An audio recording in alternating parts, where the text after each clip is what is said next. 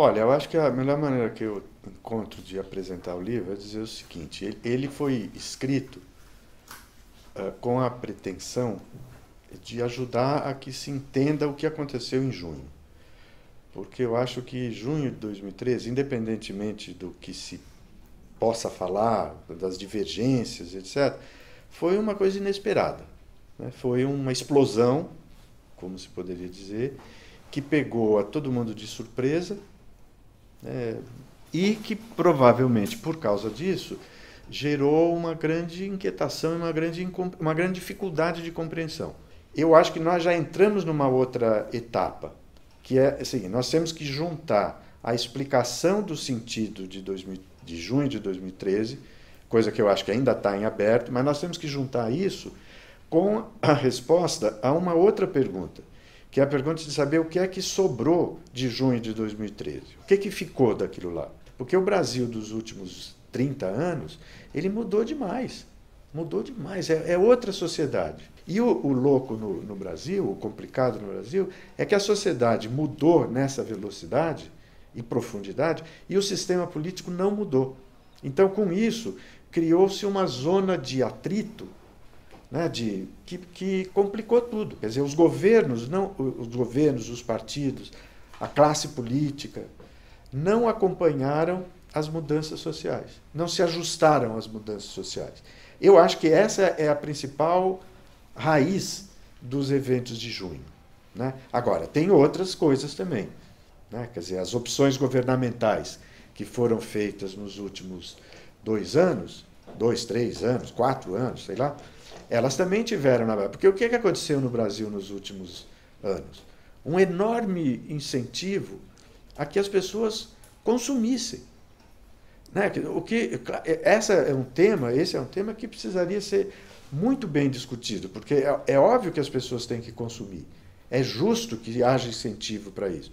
Mas o modo como esse incentivo foi feito, a base do crédito facilitado, por exemplo, em alguma medida funcionou como uma armadilha.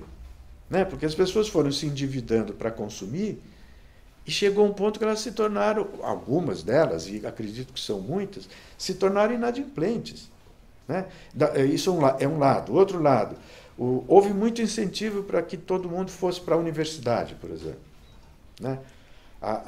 O ensino superior privado ele cresceu de uma maneira extraordinária no Brasil, o que é muito bom, porque é ótimo que as pessoas possam fazer universidade, continuar os estudos, melhorar, etc, etc.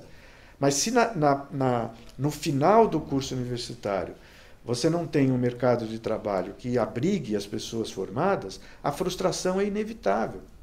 Né? Ou seja, você pode ter um país com doutores formados, com gente diplomada, sem condições de emprego. Uma parte, por exemplo, do problema das políticas públicas, da qualidade, porque as ruas de junho falaram que nós queremos políticas públicas melhores. Né? Nós queremos melhor educação, melhor saúde, melhor transporte, melhor tudo. Né? Ou seja, tudo que está aí está ruim. E por que as políticas públicas são complicadas, são ruins ou deficitárias? Porque você não tem a cooperação dos governos, você tem um pacto federativo ruim, que não ajuda essa cooperação, você tem uma competição partidária que é predatória demais, que não tem, dificulta a continuidade dos governos, né? Faz com que medidas adotadas por um não tenham sequência em outros, faz com que opções de políticas não se convertam em políticas de Estado, fiquem sempre na agenda dos governos.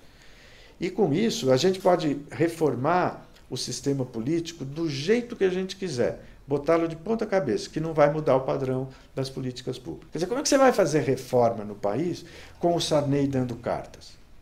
Né? Nada contra o Sarney. Não é problema de ser contra o Sarney, é contra a inserção que o Sarney tem na sociedade brasileira. Ele é um cara que vem do século XIX. Não ele, mas ele representa o Brasil que vem do século XIX. O Brasil da Casa Grande e Senzala. A sociedade no Brasil dos últimos 30 anos, ao longo desse período, foi se tornando líquida. O que quer dizer isso daí? Eu estou falando do Bauman, né, que é o cara que introduziu essa metáfora na nossa linguagem. O que significa isso? Ela se torna mais ágil, mais rápida, mais diferenciada, mais conectada, muito conectada, né? Hoje nós somos pessoas de redes, pode não ser 200 milhões de brasileiros, mas rapidamente serão, né? Quer dizer, é uma demonstração de que está tudo conectado e todo mundo está, de alguma maneira, ou nas redes ou muito próximo delas, sendo, de alguma maneira, afetadas por aquilo que rola nas redes. E eu não estou, evidentemente, falando de Facebook, estou falando de tudo, né? De você estabelecer uma conversação por SMS, ou mesmo por ligações celulares, você transformar o seu aparelho celular num gerador de mídia, né, de filmes que você bota aqui, bota ali, isso tudo é vida líquida, no sentido assim bem metafórico e tal. E a política ficou no plano sólido, ela não se ajustou a isso, né? Eu acho que ela está sentindo agora a necessidade de fazer isso.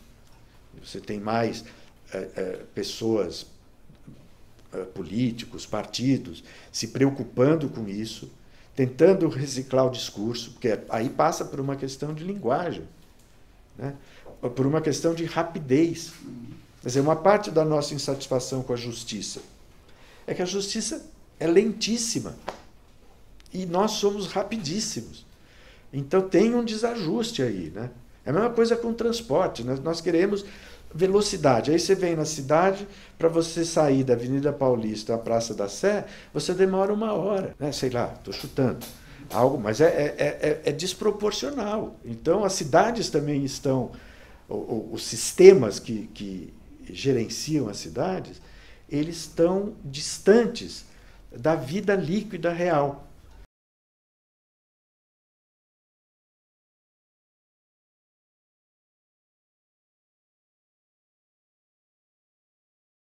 Seguramente tem um recado, ou um pedido, uma sugestão de que se reveja a ação policial, né? Quer dizer, a hipótese que se tem é de que o desaparecimento de uma polícia civil de melhor qualidade, a permanência da militarização da polícia, etc., despreparou a polícia para conviver com as ruas líquidas, vamos dizer assim, né? Porque a polícia não sabe, como pelo caráter militar dela, feita para a guerra, ela não sabe lidar com manifestações de rua que são políticas, né? Não são militares, não são, elas vão como se fosse para a guerra. E eu acho que tem um problema claro, que está uma sinalização clara de que a polícia precisa ser treinada de outra maneira, né? Não para pensar o black bloc, mas para pensar os outros, como ela tem que agir. E a performance dela em junho, julho, sobretudo em São Paulo, Rio, que foi lamentável, né? Ela, evidentemente, foi para Berlinda. E ela vai ter que... E aí ela vai nós vamos ficando sabendo também de outras coisas que amarram a polícia e que travam a melhoria da polícia. Os compromissos com a criminalidade, né? Essas reportagens, por exemplo, recentes sobre o PCC. O PCC não é um grupinho de ladrõezinhos. É uma organização que tem tentáculos dentro do Estado, na polícia, no sistema judiciário, sintonia dos gravatas, um bando de polícia, de advogados ali. Então é uma coisa séria, que compromete, digamos assim, a imagem da polícia e, ao mesmo tempo, expressa o despreparo da polícia.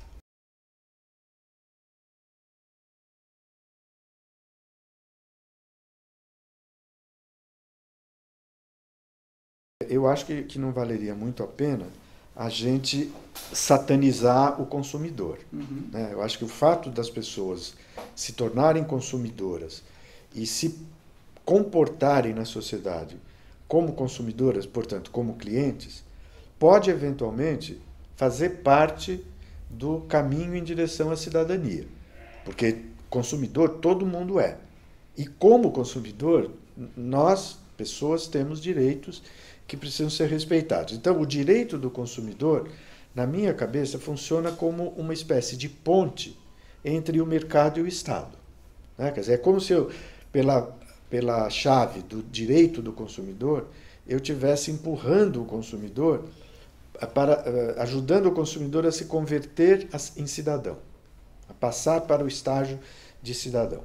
Né? Então, a primeira coisa seria essa, quer dizer, o fato das pessoas, de nós todos, nos comportarmos como clientes, né, não é um problema. O problema é quando nós ficamos só nessa dimensão. E quando olhamos o Estado como clientes. Né, porque vale a pena e é correto agir como cliente quando se trata dos produtos e serviços do mercado. Né, porque você está pagando por eles. Então você tem que cobrar aquilo que está. No que diz respeito a serviços e produtos públicos, a questão entra numa outra dimensão. E aí entra na dimensão da cultura política, que é o defeito que eu considero o defeito, a característica negativa mais complicada que eu vejo no Brasil. Né? Porque, assim, as pessoas, nós brasileiros, talvez, vamos dizer assim, primeiro, nós não fomos bem educados para a vida pública. Isso é um problema crônico do Brasil. Entre a vida privada e a vida pública, os brasileiros escolheram a vida privada. Né? E escolheram tanto isso que a vida privada tomou conta da vida pública. Está lá Sérgio Buarque de Holanda. Né? Raízes do Brasil. O privatismo é a raiz principal do Brasil. Bom, então tem isso. Depois nós melhoramos. Né? Isso aí não tomou conta inteiramente do corpo social brasileiro. Nós melhoramos.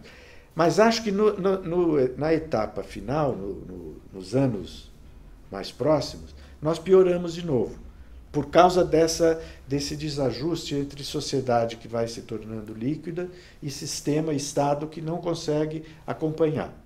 Nós passamos a ficar com dificuldade de preservar ou de entender o que é o espaço público e o que é o espaço privado. Né? Eu acho que agora, no final, junho talvez seja também um parâmetro, nós voltamos a ter um pique nessa direção. Porque quem foi para a rua não foi para privatizar a rua, foi o contrário. Foi para publicizar a rua, né? Para tornar as ruas públicas. Quer dizer, quando você fala, por exemplo, nós somos individualistas, eu falo, nós somos, mas eu acho melhor nós nos apresentarmos ao mundo como uma geração individualizada, que pode ter ou não integrantes individualistas no sentido do predador. O que é o individualista? O individualista é o cara que só pensa nele. Ele é pouco colaborativo, pouco solidário.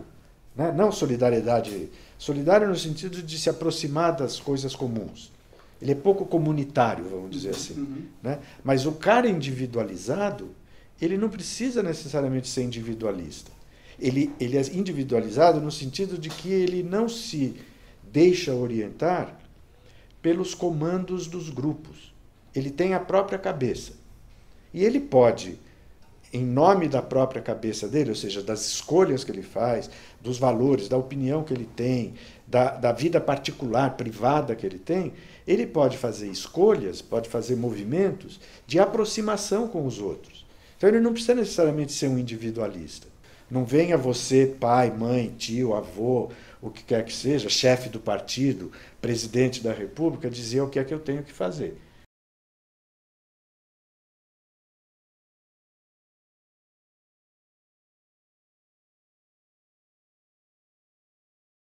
Sinal de bandeira branca, eu acho que não tem.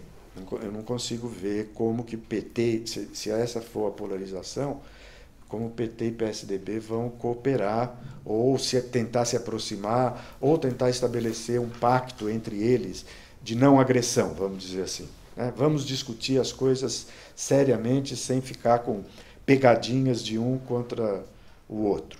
Né? Eu não sei se isso vai ser possível, porque em política, a partir de um certo ponto, as adversidades se convertem tanto em feridas que é muito difícil elas serem desfeitas, a não ser que aconteça, sei lá, uma transformação brutal de tudo, ou que uma das partes simplesmente faleça. Né? Um dos partidos morre, acaba, e aí você passa a ter a possibilidade de abrir uma outra dinâmica, um outro cenário, um outro ciclo, digamos assim. Mas acho que tem duas coisas que são do Brasil de 2013 que podem produzir um impacto muito positivo na competição presidencial do ano que vem. O primeiro e mais importante dele foi o que aconteceu em junho. Né? Mesmo que hoje a gente não saiba responder exatamente o que sobrou de junho, o que ficou, eu não tenho nenhuma dúvida que aquele grito que foi feito ali vai produzir efeitos na política brasileira. No curto prazo, eu acho que não produziu, porque o sistema político, passado o primeiro choque, ou seja, junho, julho, ele voltou à mesmice de sempre. É a mesma dinâmica, são os mesmos comportamentos, é o mesmo discurso, são os mesmos artifícios de marketing que estão sendo postos na mesa e, portanto, o sistema parece que no curto prazo reagiu com os ouvidos fechados, fechou os ouvidos, não percebeu que era ele que estava sendo posto em xeque ali em junho de 2013. Então, isso é um efeito, é uma coisa. Outra coisa é essa operação Marina Eduardo Campos, né, que ainda está para ser decodificada, né. Nós ainda não sabemos, pelo menos eu ainda não sei qual vai ser o efeito que ela terá, que perfil ela adotará, a aliança, né, que programa ela de fato elaborará e, sobretudo, se tudo aquilo que ela está sinalizando, uma nova forma de fazer política, um novo governo, novas alianças, novo, se será possível, de fato, fazer algo nessa direção com as regras do jogo político como estão, sem alteração nas regras do jogo político, que é a presidência de coalizão, que é o predomínio do baronato tradicional na política, o desfecho dessa inflexão, né, o que vem na sequência dela, depende, vamos chamar assim, de um novo tipo de encontro entre a sociedade e a política. Né? Porque o modo como essas duas dimensões estão se ligando esgotou. Não dá mais.